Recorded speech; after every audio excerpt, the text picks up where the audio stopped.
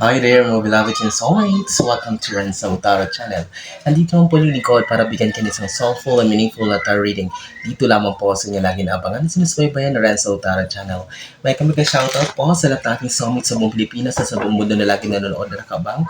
Maraming salamat po sa inyong walang sawang tiwala, support at pagmamahal. Sige po! Ang ating pong reading and pagsasamahan ay isang timeless reading para sa ating mga pinakamahal na nasa sign na yung Aries. Okay, Aries, Sun, Moon, Rising, and Venus sign, this is for you.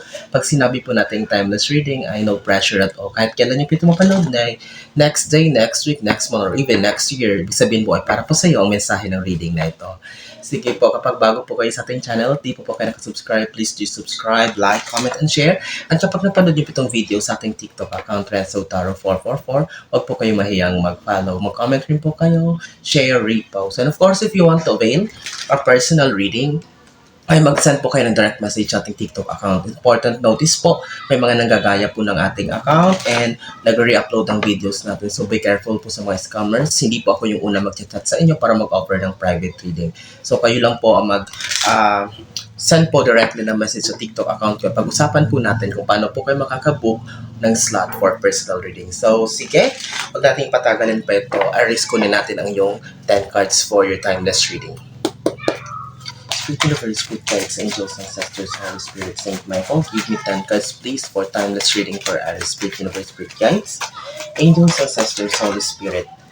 So, maraming salamat po ha sa inyong walang sawang tiwala, support at pamamahal, loyalty simula noon hanggang ngayon ay hindi nyo po ako iniiwan. Thank you so much po. And utang na loob ko po sa inyo kung saan man po tayo makarating in the future. Thank you so much po. I hope you're doing great. I hope you're healthy, you're safe, and of course, you're happy. Yan lang po ang tanging hiling ko po sa inyo, ang maging safe po sa bawat araw. Sige po. Okay, Aries, your 10 cards are now ready. I know that you're so excited. Wag na natin patagalin pa ito.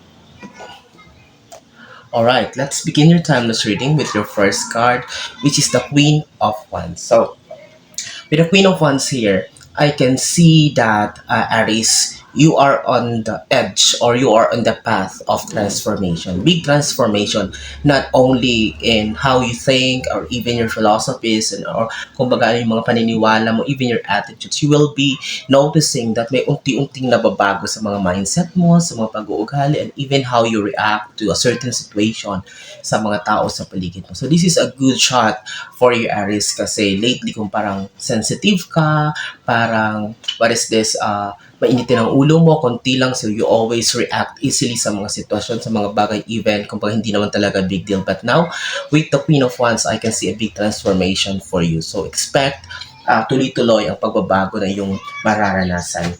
So, second card na po ay Three of Swords. So, with the Three of Swords here, Aries, I can feel the energy of, it's not totally na parang broken-hearted. This is not a big problem, but it's like parang upset lang kayo, disappointed lang kayo in a certain situation na maaring you are expecting of something but hindi dumating sa way or sa oras na gusto mo. So, I can see a little bit disappointment here, frustration sa mga bagay, sa mga tao, sa paligid mo na parang, sabi ko nga, maybe you're expecting but hindi to dumating or nag-work the way you wanted, Aries. Okay? For your third card sa timeless reading. So, Four of Cups, I can see her help is on the way for you. If you're looking for help, if you're expecting for help, and I can see her offer. Maybe someone will lalapit sa'yo, mag-offer Aries na, why don't you try this? Ba't hindi mo subukan ito? Maybe this also in job opportunity, business opportunity, or someone na parang, pag-iisipan mo mabuti kung tatanggapin mo ba ito or kung baga, what is this? You will be considering the choice or an option na tanggapin ang bagay na ito. But I can see her, this is an opportunity for you. Okay? Aries, for your fourth card sa timeless reading, we have here Seven of Cups. Na-stuck ka daw sa isang sitwasyon na parang nahihirapan kang mag-decide, maybe because a lot of things are running on your mind. Ang dami daw gumugulo sa isipan mo, kung alin ba talaga, litong-lito ka kung alin yung uunahin mo, kung alin ba talaga ang option na gagawin mo. So, there's a lot of options, there's a lot of kumbaga choices na nasa isip mo ngayon. As of now, you're still undecided what path you are going to choose or kumbaga ano ba talaga ang pipiliin mo Okay, because ang dami mong gustong gawin, ang dami mong gustong subukan, but still, yan, I can say na parang nasa state kayo ng kalituhan, Aris. That's why you really want, kumbaga, clarity. Okay? So, panglima mong baraha is the Knight of Pentacles. So, Knight of Pentacles here, Aries, this card signifies that you really want stability. All of the things na ginagawa mo is because you really want to be free, you really want stability in terms of finances. And I can see here, Aries, that the advice for you here is not to rush anything. Huwag mo siyang madaliin. You need to work hard. You need to be patient about everything. If you really wanted that is may isang bagay na gusto-gusto kang gawin or gusto-gusto mo makuha, you need to be patient with all times. Kasi with the Knight of Pentacles, you are assured of stability, but you need to work hard. You need to be patient. Hindi to madali. Hindi to yung overnight success na kung gusto mo ngayon, bukas makuha mo na. Okay, hindi ganon. Hindi ito mag-work ng ganito yung gusto mo, Aries. So, there's a pentacle here, there's happiness here in the soonest time. But as of now, you need to do your best. You need to be patient. At the same time, you need to, kumbaga, itiwala din ito sa universe manifestation. But I can see here, whatever plans you have, magbubunga ito ng maganda. But as of now, patience is the key, and of course, working hard so much for you, Aries. Okay? So, before we proceed to our last 5 cards sa ating second row, ulitin ko if you, kapag di pa po kayo nakasubscribe sa ating YouTube channel, please do subscribe, like, comment, and share. Road to 100k subscribers na pa tayo. Thank you so much po. And if you're watching this sa ating TikTok account, please follow and comment, repost, and of course, if you want to build a personal reading or private reading, send me direct message. Hindi po ako ang unang magsisend po sa inyo ng message para mag-offer ng private reading because ang dami pong nanggagaya, naglipa ng mga manluloko, scammers, so be extra careful. So, mahirap na. Okay? So, ako lang po yung magsisend sa inyo ng message, hindi po sorry, kayo po ang unang magsisend sa akin ng message, hindi pa ako yung unang magsisend sa inyo ng message to offer a private reading. Let's continue, Aries, sa iyong timeless reading sa pang-anim na baraha is the Knight of Pentacles. So, I can see here growth, stability, abundance. So, you don't need to worry. So, talagang you are assured, Aries, in the future of, good things are coming on your way. You don't need to worry. If talagang pera ang pinoproblema mo lately, so, expect growth, expect acceleration. But sabi ko, hindi to biglaan, Aries, for you. So, you need to work hard at it, but I can see here talagang there will be big improvement if pera pag-usapan for you, Aries. So, i-claim mo na ito. So, with the Queen of Wands here, so also, accept whatever changes na mararanasan mo. Maybe mindset. Siguro nakikita ko dito, magbabago rin yung mga pananaw mo, how you handle things, react, or manage your finances.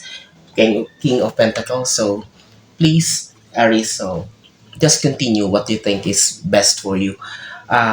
Emperor, so as an emperor, I can see here na parang you're working on something that will give you a position of being in a hierarchy or parang, promotion, leadership, boss, manager, team leader, supervisor, something like that. So, with the Three of Swords here, isa ito sa parang nakaka-apekto sa disappointment mo or nagkakos ng frustration mo. It's because you really want to move into a certain position. You really want to elevate your current position and you are doing your best. You are doing your manifestation, everything for you to really achieve that certain position. You want to lead Okay, nakikita ko dito, Aries. You want to, kumbaga, to control, to manage something, to manage people, to manage a certain situation because you have that skills of being a leader. But as of now, hindi pa kasi siya nangyayari. Hindi pa siya nagma-materialize for you, Aries. That's why you are a bit disappointed or frustrated because you really wanted it.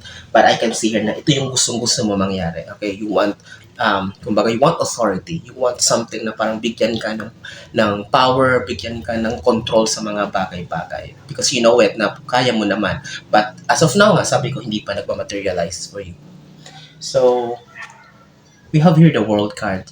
So, world, this is a new beginning for you. So, tingnan mo, yung katapat niya is the Four of Cups. So, sabi ko, there's something or there's someone that will coming on your way to offer something, to offer an opportunity.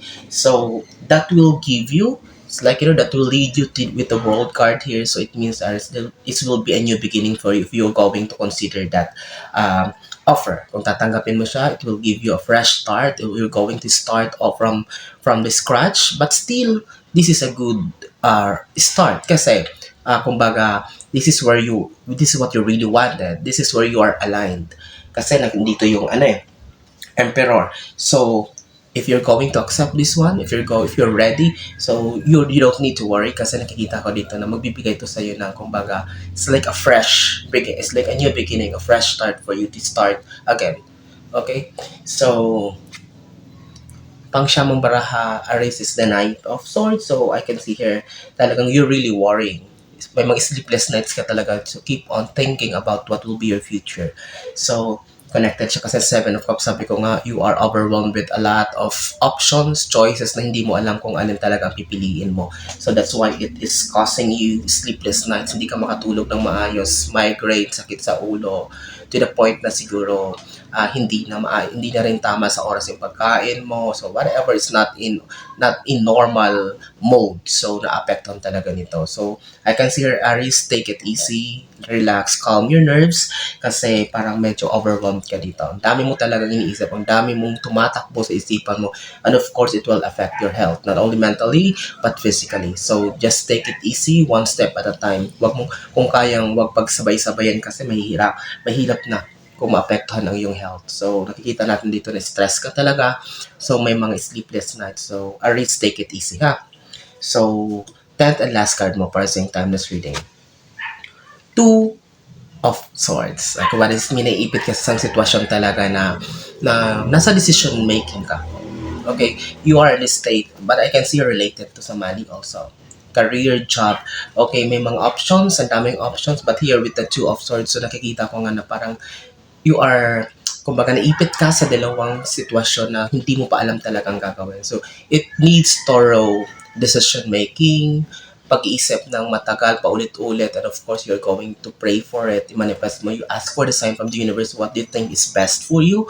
So, but this is a good problem for you, Aries, kasi at least yung pag-iisipan mo, kasi kumbaga choices siya na may related sa, kumbaga, magbibigay sa ng panibagong opportunity. But I can see here, Aries, okay, you just need to take it easy, relax, huwag magagawa ng desisyon na base sa emosyon, and of course, everything will fall into place for you. But as of now, so far, this is a good cards here. Meron lang tayo nakikitang dito, parang medyo restlessness, sleepless nights, but all in all, if you're waiting for a sign of like a proposal or offer new opportunity, so expect that thing. So, tanggalin na rin itong disappointment and frustration mo. So, wag kang masyadong mag-dwell dyan, wag masyadong pakiisipin yan, baka mag-block pa yung manifestations mo kasi gustong-gusto mo talagang umangat, mag-move into a certain position. You want something, kumbaga, hierarchy or kumbaga leadership role here. But with the King of Pentacles, so there's stability and abundance here in the future. But sabi ko nga, you need to work hard for it and you need to be patient. This is not an overnight success story. So, Aries, you need to do your best. Okay? So, this is a very beautiful reading. I hope and I pray na maraming nasasay ng Aries sa makapanood nito ngayon. I'm wishing you all the best in life. Thank you so much sa inyong laging pagsama, support at panonood.